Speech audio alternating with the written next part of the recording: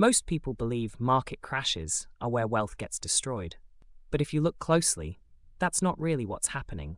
Because the market dropping doesn't automatically make you poor. Your decisions during that drop do. People panic. They pull money out. They stop investing right when everything feels uncertain. And in that moment, they don't just lose money. They break the compounding that was supposed to build their wealth over time. But there's another way to go through a crash. A quieter way that doesn't feel dramatic in the moment, but changes everything on the other side. There are investors who come out of crashes ahead, not because they predicted anything, but because they set up their compounding to keep working when everyone else's stops. And that's what we're going to talk about today. How to structure your investing right now so that when the next crash happens, you're not reacting, you're positioned. If you want to actually understand how to make downturns work in your favor, hit like and let's get into it. Why compounding breaks during crashes? Compounding does not fail just because the market falls. What breaks is the process. Compounding only works when money stays invested long enough for growth to build on top of growth. But during crashes, people interrupt that process. They sell to protect what is left. They stop investing until things feel safer. They wait for confidence before they continue. And that is usually where the real damage happens. Because a crash on its own is temporary.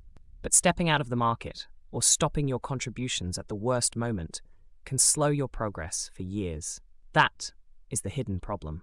People think they are protecting their money, when in reality, they are often breaking the very system that was supposed to make them wealthier over time.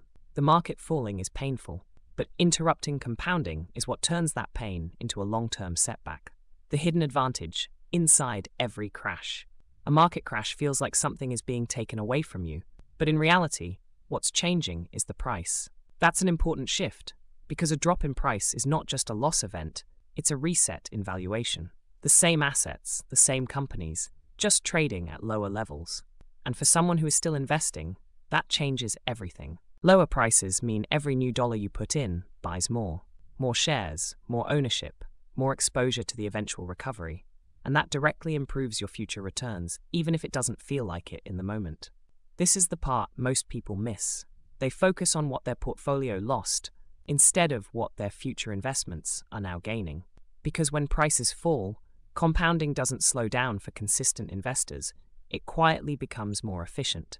You're building a larger base at cheaper levels, which means when the market recovers, the growth happens on a stronger foundation.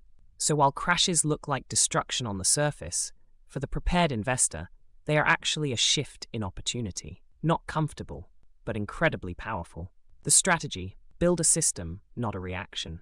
So the question becomes, how do you actually use this? Because understanding crashes is one thing, acting correctly during one is something else entirely. And the answer is simpler than most people expect. You don't rely on reactions. You build a system. A system where your investing continues, regardless of what the market is doing.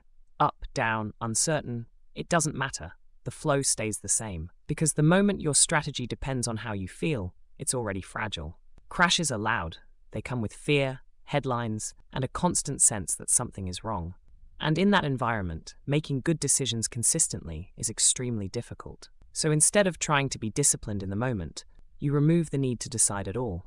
You set things up in advance, when you're calm and rational, and let that system carry you through the periods where emotions would normally take over. That's the real shift. Not predicting the crash, not reacting perfectly, just making sure your compounding doesn't stop when it matters most. Step 1. Protect your ability to stay invested.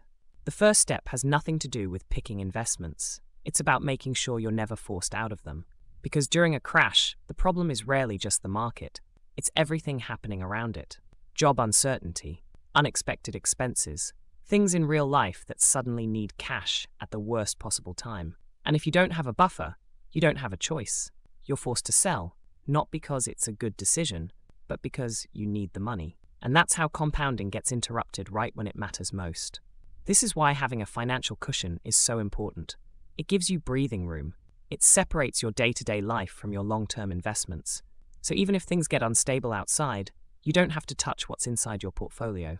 And that's the real goal here. Stability outside the market, so your compounding can keep running inside it, uninterrupted. Step 2. Automate buying so you benefit from fear. The second step is where things start working in your favor. You stop trying to time the market and you start buying consistently. A fixed amount, on a fixed schedule, no matter what's happening around you. Because the problem with timing isn't just that it's hard, it's that your worst decisions usually come at the worst moments. When prices are falling and everything feels uncertain, your instinct is to wait. And that's exactly when buying matters the most. This is why automation is so powerful. It keeps your investing going even when your emotions are telling you to stop. No second guessing, no hesitation. The system just continues. And during a crash, something interesting happens. Your same monthly investment starts buying more. Prices are lower, so you accumulate more units, more ownership, without changing anything on your end. So while it feels like things are getting worse, your position is quietly getting stronger. That's how you turn fear into an advantage. Not by reacting to it, but by setting up a system that keeps working through it. Step 3. Position your portfolio before the crash. The third step is about something most people ignore until it's too late. How your portfolio is set up before the crash even happens.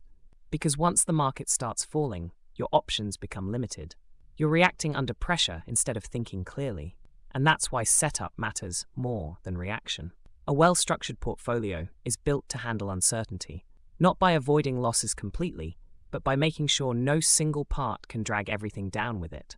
That's where balance comes in. Spreading your investments across different areas reduces the impact of any one downturn. It doesn't make crashes disappear, but it makes them survivable. And more importantly, it creates an opportunity, because when different parts of your portfolio move differently, you can rebalance. You shift small amounts from what held up better into what dropped the most, which means, without trying to time anything, you're naturally buying at lower prices. That's the hidden advantage of good setup. You don't need perfect decisions during the crash, because the structure is already working in your favor. The real edge, controlling your behavior. At this point, the strategy is clear, but whether it actually works for you comes down to one thing: behavior. Because during a crash, nothing feels normal. Your portfolio is down, the news is negative, and your instinct is to do something to stop the damage. That instinct is the problem. Fear pushes people to break their own system at the worst possible time. They stop investing, change their plan, or exit completely, not because the strategy stopped working, but because it became uncomfortable to follow. And that's where most long-term returns are lost. So the real edge isn't just knowing what to do, it's deciding in advance what you will do, and committing to it before emotions get involved. A simple, clear plan: what you're investing in, how much you'll keep investing, and what you'll do if the market drops. Because when the pressure hits, you don't want to be figuring things out. You want to be following something you already decided. That's what keeps compounding intact when everything else feels uncertain. So here's the core truth to take away from all of this. Market crashes don't destroy compounding. Interruptions do. It's not the drop itself that sets people back. It's the decisions they make during it. Stopping, selling, stepping out of the system at the exact moment it's supposed to keep working. But when you're prepared, the entire experience changes. You're not reacting to the downturn, you're positioned for it. And what looks like a setback on the surface quietly becomes an opportunity underneath. That's the difference. Before you go, I'm curious, when the market drops, what do you usually do? Do you stay consistent, or do you find yourself pulling back? Let me know in the comments. And if you want to see exactly how to build a simple portfolio that's designed to handle all of this from the start, watch the next video on your screen.